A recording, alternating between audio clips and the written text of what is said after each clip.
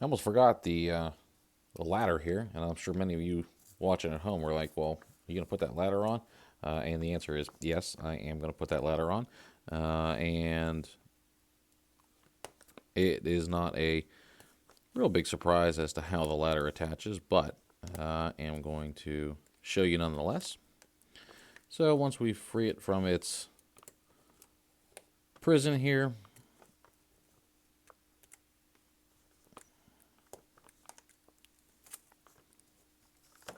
it is a very simple process of applying a little bit of glue right to the top of the platform, and then taking our handy tweezers and once again aligning that with the super glue top of the platform.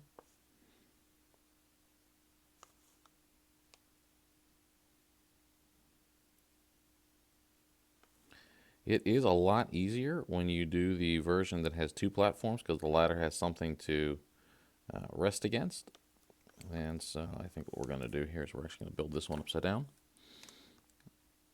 just so that it stays somewhat flat.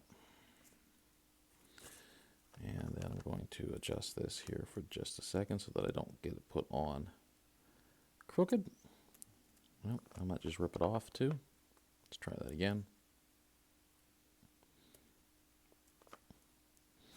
Okay, and then you are going to once this sets, you do have to trim the ladder. They give you the ladder that's quite a bit longer, which is nice. So if you were dropping down off an edge here, they give you enough ladder to do that, and then you would just trim it wherever your layout is.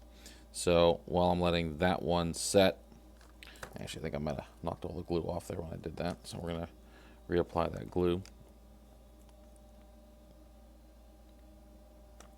Take 2 on that.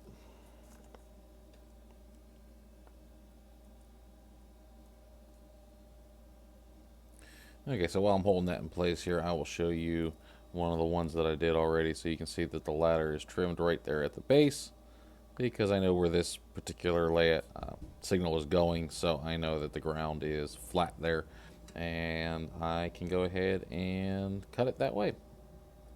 Okay, so now we're up to the part of this that I absolutely hate. And so here's our signal. That's a single head, obviously. And then here is the last double head that I'm going to make. And I'm going to show you wiring this double head just because it's more complicated. So I want to show you how I do it. And maybe you'll have a better way. But you take your LEDs and they come nice and coiled up and they're in these little baggies, right? Okay. And you want to make sure that there's one side where all the wires are soldered to. That's not the side of the LED. The side that has no wires soldered to it. It's the side of the LED. They're really small. And I've twisted the wires all together so I've got a nice clean point. I know there's probably no way there. You can probably see it now. And the first step is in the back. There is a very small hole, and I doubt you're going to see it, but it's very small at the bottom of the signal, where the signal head is and where it joins the mast there, and we're going to thread this wire right through that. And you just got to be careful because not all the wires are the same length, and if one gets caught up then it won't go through, and that'll cause you some headaches as you're trying to weave this through. But basically you just pull it on through, and you see I got one caught there, so it's not going through all the way. So I'll start back over again here. But you want this wire as kink free as possible, so you want to twist it, make sure it's nice and smooth. You don't want any bumps. The openings that you're going through both in the signal head and in the pole itself are very, very, very, very, very tiny, and any sort of bump in the wire is going to cause you a boatload of grief. So, okay, I think. Nope, didn't get it that time either. So it's that same wire that's getting caught. And so I guess I'm kind of glad that you're seeing this so you can understand what I was going through and my aggravation and frustration with this. And it's it's just a matter of the scale at which we're working at. And these wires are very, very tiny. They're very, very fragile. And we're trying to put them through very, very tiny challenges here, basically. And so, it's just a matter of persistence, I guess. And there's really not a better way to do this that I have found, and I've tried several different options. And one of the things is you say, well, why don't you put the wire through before you paint everything? And the reason I wanted to do the LED last is I wanted to make sure that I didn't accidentally have any whoopsies with the paint and accidentally paint over an LED. So I purposely put it in the order in which you're seeing it. That was a decision that I made. If you trust yourself to not paint the signal, then by all means go ahead and do that. Put the signal in first while it's not attached to anything. But for me, this order just made more sense. Plus, now it's giving me the whole mast arm to hold on to. So that's. So if patience is not your thing, then I'm surprised that you've made it this far in the hobby that you're even looking at signals. But if patience is not your thing, maybe go with a. There's a lot of there's not a lot of signal options. There's several options that you can go through, that are like 3D printed and stuff like that, and they just don't look prototypical. They're typically more bulky, which is why I, spent some time doing some research to find this particular system that I liked, just because it's not bulky, and if you don't have the patience to do this, then I think you can, you can look at some of those other systems, but you're going to sacrifice, scale fidelity for that. So what matters to you more? Does your sanity of not trying to thread this little tiny wire through? Do you value that more than the actual signal? That's up to you. I can't make that call. That's a you thing. So for me, you know what? I'll take the insanity here. Just trying to to keep the scale. So, and you can see why building them is not a problem. It is this step right here, and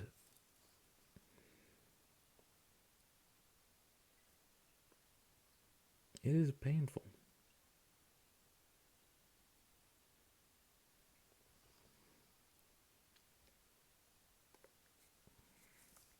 Okay, I think that time we got it. Yes, we did. Okay.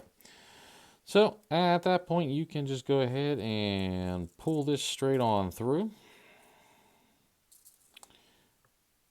And once again, so now we're going to come up to the part where, I don't know if you can see this, but here is the front of the LED where the actual LEDs are. And then here is the back. And it looks a little bit different because it's where the wires are soldered. So I want to make sure we get the right piece facing forward. So just simply pull this down into its little nest there, and then this will sit right inside here. Just like that. You don't need to put any kind of glue or anything on it, because what you're going to do is you're going to actually hold it in place with this piece. And this is like a backdoor piece, and it's got little access doors molded into it. I probably can't see that, but it's got little access doors molded into it, so where you would go to access the lights if you were the maintainer. And I'm sure you are not going to be surprised by the next step, and that is I'm going to put a little bit of glue on a piece of plastic off camera here. And I'm using the same super glue. Nothing's changed there. And I'm going to use a paintbrush to apply it. And that is going to be, if you put the signal down, make sure that the signal didn't flip around on you inside the housing. I've been very careful to try to keep the glue not on the signal itself, but on the outside edge. And then with a piece of, or with a pair of tweezers, I'm just going to slide this piece right over the back. Now, you are going to have to come back and paint these doors. I didn't paint them ahead of time just because it's easier to paint once they're on. And I don't mind painting the back of the signal because it's not like I'm going to accidentally paint the LED on the back. So that's what it looks like. I'm going to go ahead and do the other one off camera. I don't think you need to spend around another 8 minutes, and then I'll show you feeding through the actual mast. Okay, and I know you don't believe me here because the camera was stopped, and if you didn't see it, it didn't happen. But the second one went in a lot easier than the first one did, so that was fun. But now I've twisted both sets of wires together and to make one unwieldy wire, and it's just a matter of threading it down through the top, which, once again, you would think would be simple. But you got to make sure that all the little wires make it in there, and you got to sort of go by feel because you don't want them to bunch up on you. Because if they bunch up on you, they're going to stop. They're going to stop making forward progress down the pole. So, and I can feel that there's some resistance here right now, and whatever it is, and you'll see how this wire is just bending, and it's twisting, and it's not actually going in. Because I have to push it. You can't really pull it. There's no way to pull it through. So you've got to keep feeding it in through the top, and it's just a matter of feeling along. And now the mast itself, there's not much more space than the wires you're putting through here. So you want to kind of keep the wire as straight as you can and kink free as you can. If there's any kind of kinks or knots in the wire, it's just going to get stuck there, and that's going to be the end of it. And if you keep forcing it, eventually you'll break the wire because these are very, very thin. If you've worked with the just plug and play wires on those little lights, this is a very similar wire. It's that kind of metally look, and it's very tiny. So it doesn't have a whole lot of strength when you're pushing it, and pulling it, that matter too. You don't really want to, you don't want to pull real hard on it. You don't want to force it. It needs to just sort of find its way through. And if you can sort of manipulate it enough that the edge of the wire comes out the bottom, which ours almost did on the first try, which is freaking awesome. Then you can grab it with your tweezers or your pliers and kind of bring it through the rest of the way. Mine seems to have gotten stuck here, so I'm going to see if I can grab it and pull it through.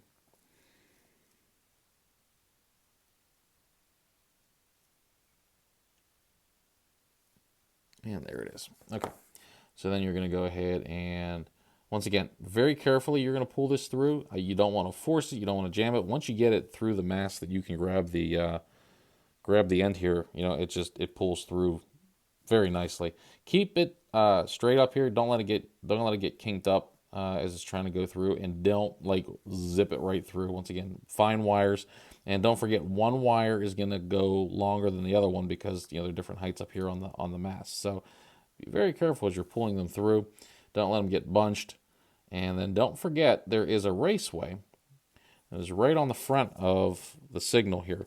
And you want to make sure that wire, when it's pulled, sits in that raceway. You don't want it to come flying out the side or something.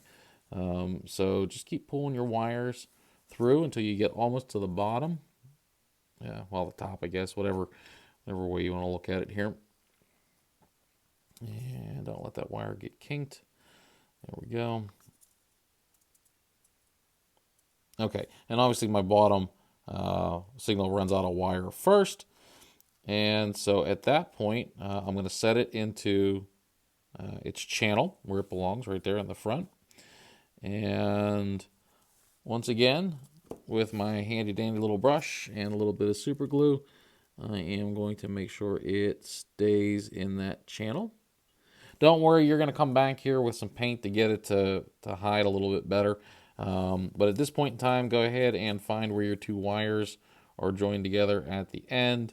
Hopefully you remembered which way you twisted them, so now that you can untwist them. Definitely try to untwist them as much as you can before you go to separate them. Once again, just so you don't break the wire, and you can kind of pull them apart a little bit easier if you sort of untwist them first. Just once again, very, very thin wires. Be very careful as you're doing it. But you will get to a point where you can, and I know you guys are kind of seeing my hands probably more than the wires here, but now that you've got it separated, you can figure out which of these two wires belongs to which signal. And that's not the one I want. This is the one I want. And I just want to pull it up, and I don't want to snag it on the top of the mast here and accidentally damage the wire. So I'm actually going to pull this wire up so that the excess is at the top and can clearly be pulled through without oh, that's the wrong one, without damaging it or bending it on a weird 90 or something. And my idea here is to take up as much of the extra wire as possible. And I want this wire to stay, oh, I just pulled it out of its, I want this wire to stay as close to the mast as I can. Now, they recommend that you drill a hole into this mast, but you saw how small that mast is, and quite frankly, I just don't even know how you would do that. They give you instructions on how to do it in the on the instruction sheet, but it's just it's not what I did. Okay, so and then we're gonna do the same process up here with the one up top.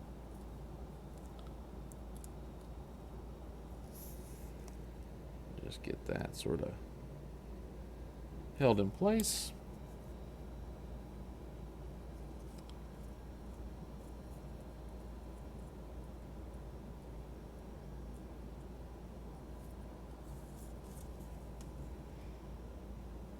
And then I'm going to take up as much of that excess as I can.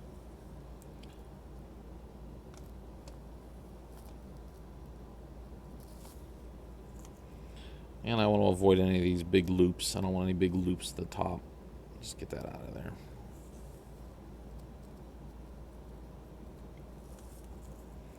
And I want these little baby wires to be as close to the mast as I can. And once I am satisfied that that is about as good as I'm going to get it,